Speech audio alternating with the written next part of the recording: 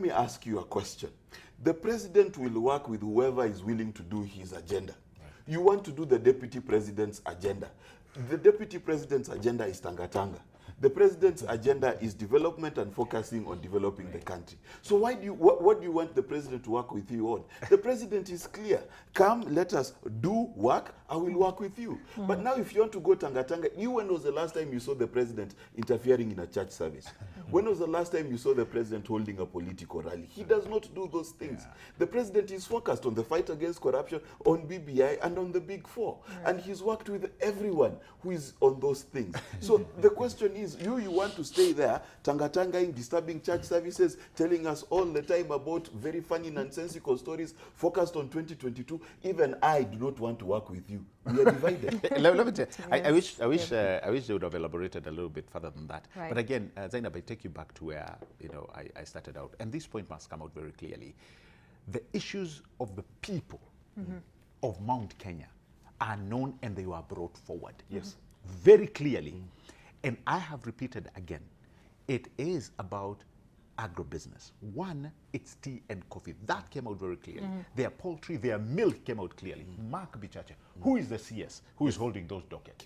He comes from that region. They talked about roads, and they talked about the old meter gauge railway from Nairobi to Nanyuki, which makes a lot of sense that they were saying that the upgrade, which is not actually costing much. I think I got a budget of 22 billion or something, which will bring all their produces to Nairobi and into the SGR all the way to Kisumu and whereabouts.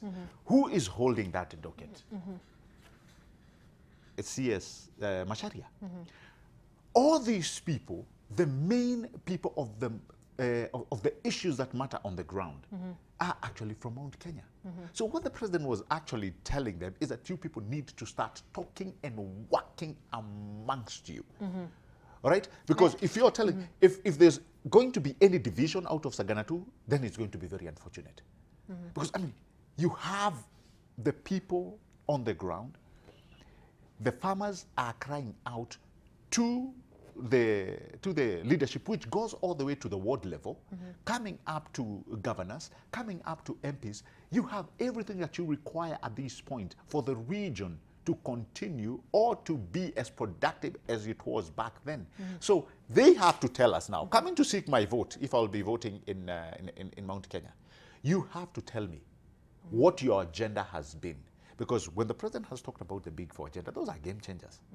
And we're talking about the region alone in Mount Kenya. When you talk about hospitals like Mark is saying, that in itself, who does not want good health care? When you talk about housing, who does not want to live in a good environment, right? There are so many things. When you talk about transportation, when you talk about roads, everybody wants, those initiatives. Right. So as much as we are not saying this should only be concentrated on Mount Kenya region, I think the people of Mount Kenya, mainly the leaders, they have a lot of work to do. Do you think they have failed? Do you think the leaders who've been given that opportunity to sort of help the president advance his agenda have failed? Let me not use the word failure, but I think we should be in a better place than what we are complaining. I mean, by now we should have sorted the issues about coffee and tea. Honestly, by now we should have sorted about the issue of milk. Right. But the issue of transport, we should have talked about the issue about roads. Even if we are not doing them, at least we have them in the pipeline. All right. So again, I keep saying it's disingenuous, and this is a problem with politicians.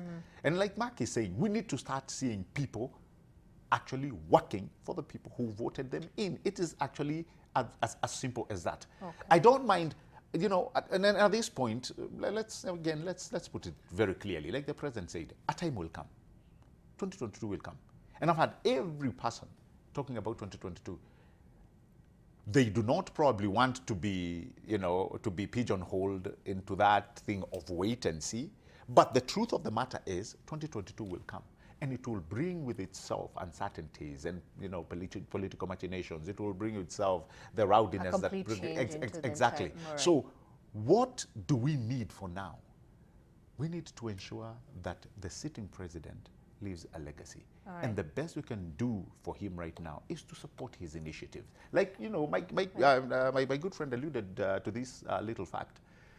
If you look at the if you look at the strength and the weight that the president has put on war against corruption, and if you see the kind of people that have been brought to court, holding to court, I never thought I would see, governors. I never thought I would see CSs, some of whom were very close friends of his. Talking, people like Engineer Kamu, these are very good, friends of his. Look at Waitito. Waitito is actually the governor to the county that the president comes from. They've been friends ever since. But look at it. This is somebody who has said, I am going to put not only systems, but I'm also going to give a lot of powers to the agencies that are mandated to fight corruption. And at the end of the day, if we are going to win this war on corruption, I can guarantee you we are going to change the trajectory of this country. Mark. Let me tell you, and I'd like to just ask a question to the public. Do you know which is the constituency that Kenya Power declared is 100% connected to the grid? It's Gatundu. Not the Gatundu for other people, the Gatundu for Moses Kuria. Most connected to the grid. Which place in Central does not have roads being built today? When Mount Kenya MPs complain about the president, let's be very clear, and I dare them to challenge me on this fact. They complain because of 2022. That is what they are focused on. Moses Kuria is on a journey, and his journey is very simple. Right. He is trying to position himself as the kingpin of Mount Kenya come 2022. That is his biggest thing. That is why sometimes he's tangatanga, sometimes he's kieleweke, sometimes he's apologizing. That's why he's doing all of those things. He's just trying to position himself. So we know all this dissent and of course these opinions that are coming out from the leaders is basically who is going to be the kingpin of Mount Kenya. That's the big question. Because let me tell you, if someone tells you, I don't like you, and they cannot tell you why, you must understand that there's a subtle message they're trying to pass. Right. You see, Moses Kuria in coming out and saying the region is more divided than ever, he's also saying that I'm the one who determines whether it is divided or united. You understand? And Moses Kuria, it is expected that he must come out contrarian. Can Moses Kuria make a statement that is not trendworthy? No. This is a man who's obsessed with being in the controversial books because he believes it is in controversy that he thrives. And so far it has worked for him. Right. So let me tell you the truth. Moses Kuria, who comes from a constituency where his CDF is idle because the government has done so much, okay, has all the time in the world to come up with funny statements. Because let me ask you a question. Are the people in Mount Kenya divided? Is there trouble in Mount Kenya? Do people from Murang'a not buy from people from Kiambu?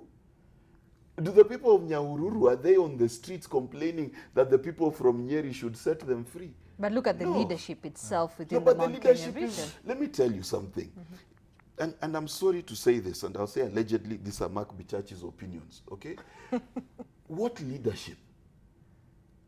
Leadership requires that you're taking a people somewhere. Where are they leading these people? What agenda do these leaders have for Mount Kenya? Leadership is not just a matter of sitting on red chairs in parliament. Leadership is what Uhuru Kenyatta is doing. Let me tell you why I'm saying leadership is what Uhuru Kenyatta is doing. And I sound like I'm his choir boy, but let it be. Listen, leadership is saying that come 2022, there'll be no violence because of an election. Leadership is saying that you're going to give 500,000 people housing. Leadership is saying that universal health care will be a reality in this country. Leadership is saying that corrupt people will be arrested. Leadership is saying, look, my CS of finance has been arrested. That is leadership. Now, let's look on the flip side. Let's look at Moses Kuria. Which bill is he proposing in parliament that will change this country?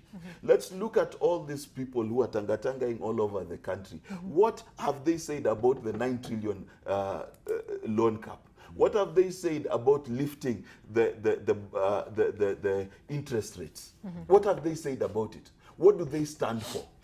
top on that list, how many of them are quite cozy and friendly with people who are charged with corruption? How many of them represent people in court who are charged with corruption? My question is very simple. You want to be a leader? Tell us where we are going. And that's why I can say unequivocally, the person who's demonstrated leadership out of the people who attended Sagana, it's Uhuru Kenyatta. Because is he dealing with corruption? Yes, it is. You may disagree. You may want it to be done with more flowers and roses, but he's doing something about it. What is Moses Kuria doing? What is Ishungwa doing? All right. So what is Dindinyoro doing? The new Matiba? What is he doing?